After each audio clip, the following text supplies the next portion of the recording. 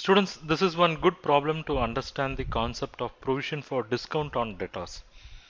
So we have trial balance of Mr. Ashok for a particular year. Debtors is 2,01,200. Bad debts is 9,400. Provision for bad and doubtful debts is 24,000. Provision for discount on debtors is 1,200 and discount allowed is 18,600. There's some more in question. Yeah, adjustments. Question says write off additional bad debts rupees 4,800. Create provision for 10% for bad and doubtful debts on debtors. Create provision of 2% for discount on debtors and show how these items will appear in P&L and balance sheet. So before getting into the structure, before getting into the rule, let us try to understand what they are actually talking about. So there is a debtors and there is already a bad debts, but question again says please provide for additional bad debts of 4,800.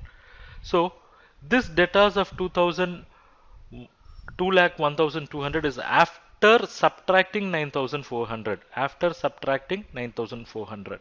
So when question says provide for additional bad debts, we have to subtract it directly from 2,01,200. So 2,01,200 minus 4,800. Fine. Then the question says create provision for 10% on bad and doubtful debts on debtors. On which debtors? It is not on 2,01,000, but it is 2,01,200 minus 4,800. That is somewhere like 1,96,400, and on this 10% provision have to be created. So what will be the provision if we create? It will be 19,640. So 19,640 will be the provision. Now the point is, question says or the adjustment says have provision for debtors at 19,640. But already is there any debtors? Yes. Already there is a debtors of how much? 24,000. Question says keep it at 19,640. So what is going to be the effect? We'll study that. See the debtors, I mean what is required is, or we'll write provision for bad and doubtful debts. So we have two debtors now, I mean two provisions now. One is opening, the other one is closing. What is the opening provision? Question says opening provision is 24,000. And what is the closing provision? Closing provision we have roughly calculated it is 19,640. So closing provision should be 19,640 at any cost. So from this 24,000 what we can do is we can adjust the old bad debts. What is the old bad debts? It is 9,400. So we'll adjust that now. So we'll adjust old bad debts which is 9,400. So from 24,000 if we adjust old bad debts, of 9,400, what we'll have? We will have a balance of how much? 14,600. But there is one additional information in the question or adjustment says write off additional bad debts of 4,800. So we are going to use this balance for adjusting new bad debts also. So less new bad debts. And what is the new bad debts amount? It is 4,800. So I'm going to write off new bad debts here. I mean I'll write it as new bad debts. So what is going to be the remaining bad debts for me now? It's 14,600 minus 4,800. It's going to be 9,800. So this is the balance. Balance is 9,800. So this company or this firm had 24,000, of which 9,400 is used for adjusting the old bad debts.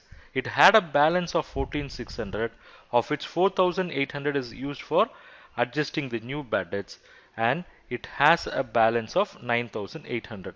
But adjustment says closing balance should be 19,640. It means there is a gap, and that gap should be provided. How it can be provided? By taking it from profit and loss account. That is by debiting the profit and loss account. So 19,640 minus 9,800. 19,640 minus 9,800 is going to be 9,840. So this is the amount which should be taken from the profit and loss account by debiting the profit and loss account. So entry for this, adjustment entry for this will be profit and loss account debit. Profit and loss account debit to provision for bad and doubtful debts. To provision for bad and doubtful debts account 9,840, 9,840. So this is the amount which we have to debit the P&L. So this is effect 1. I mean where which account should be debited and which account should be credited. And there is one more item. Go back to question.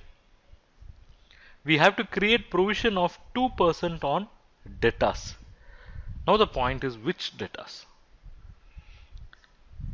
The firm had a debtors of 2,01,200, of which 10% of which 4,800 is written off as bad debts. They had 19 or 1,96,400, and on which 19,640 is provided as provision for bad and doubtful debts. So on which debtors we will create provision for discount on debtors? It is on only good debtors. So what is good debtors? We'll see here now. We'll write that this company or this firm had debtors position of how much?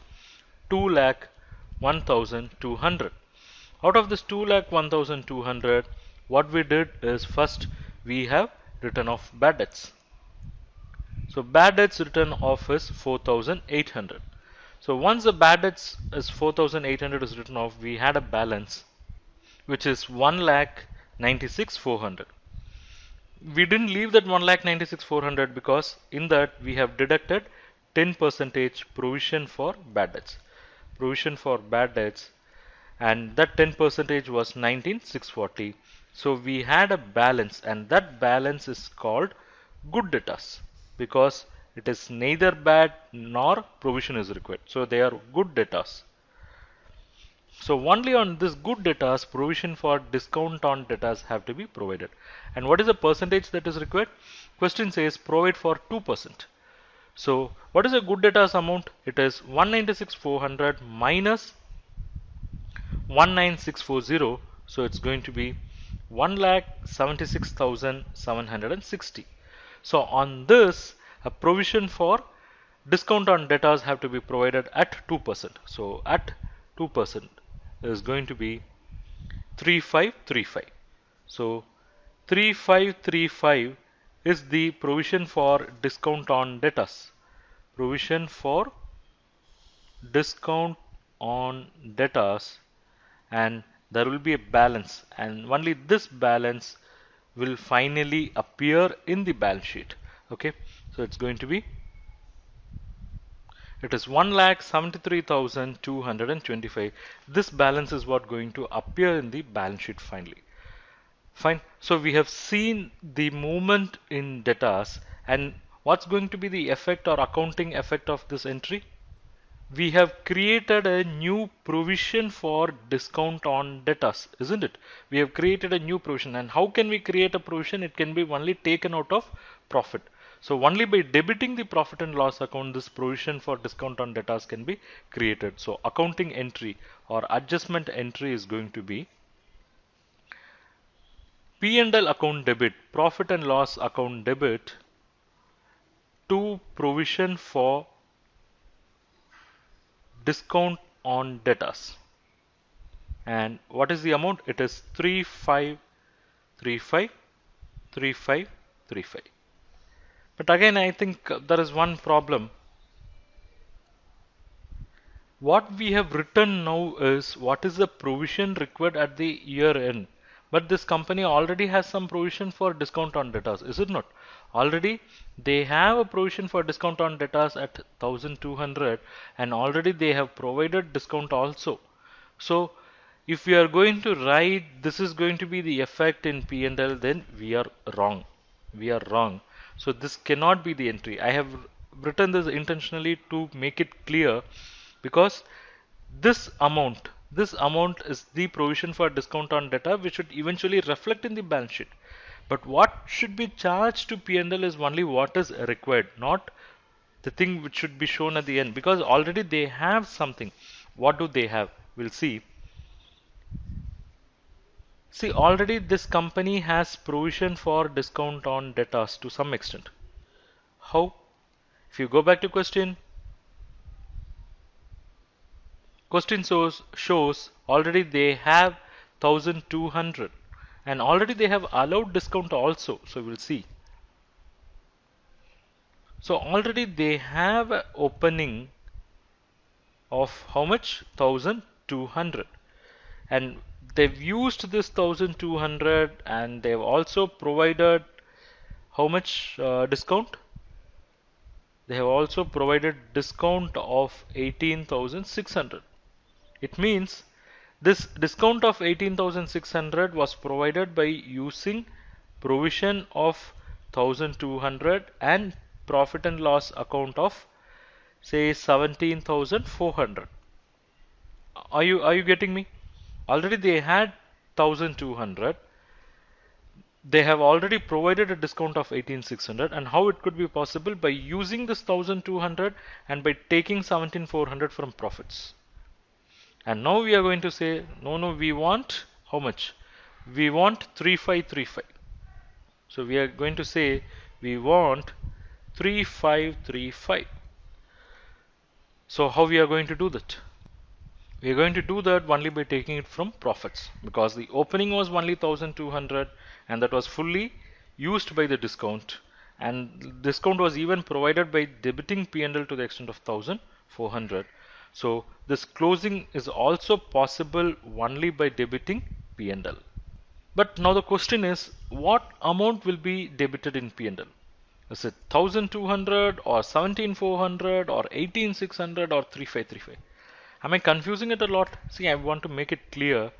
This 1200 is already a liability, or a provision has been created, and the company has already provided a discount of 18600, and for providing 18600 it has made use of this provision. So to this extent there will not be any effect in P&L, but 17400 will be charged to P&L, and this 3535 no other go, this also should be charged to P&L. So the amount that should go to P&L should be 17400 plus 3535. So 17400 plus 3535 will be, it will be 2935. So students, be clear, as far as this discount on debtors is concerned, the amount that will be charged to P&L will be 20,935, and it's not mere 3535. So we'll see how these things are going to appear in P&L and balance sheet. I'm sorry. So let us just write here P&L account of Mr. Ashok. We have to say for which year ended.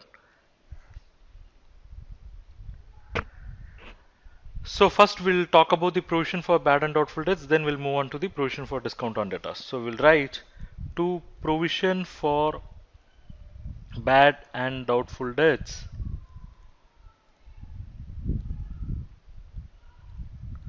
So how we are going to present this? First will be the bad debts.